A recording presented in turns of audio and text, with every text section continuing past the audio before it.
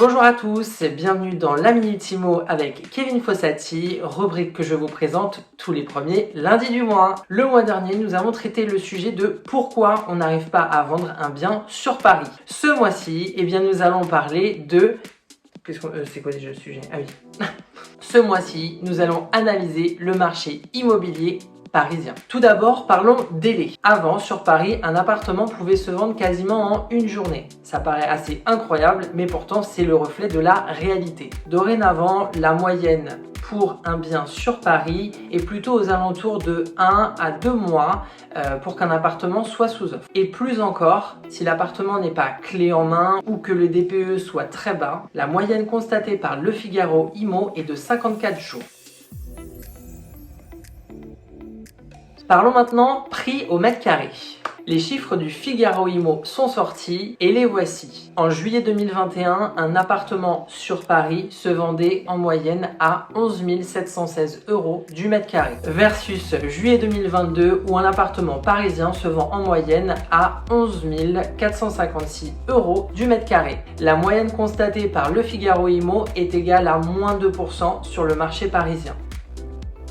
Le prix au mètre carré constaté par les notaires en 2022 sur Paris est de 10 530 € du mètre carré, soit une évolution négative égale à 0,7%.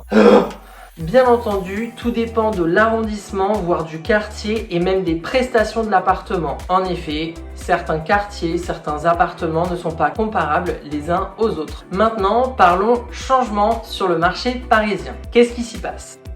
Avant cette pandémie, la demande était tellement forte que l'exigence n'avait pas forcément sa place. Depuis cette pandémie, les acquéreurs sont de plus en plus exigeants. En même temps, pour un prix au mètre carré entre 10 et 12 000 €, je crois qu'on a le droit de se montrer exigeant. Dorénavant, il faut faire comprendre aux acquéreurs pourquoi le bien vaut tant et les conseiller au mieux.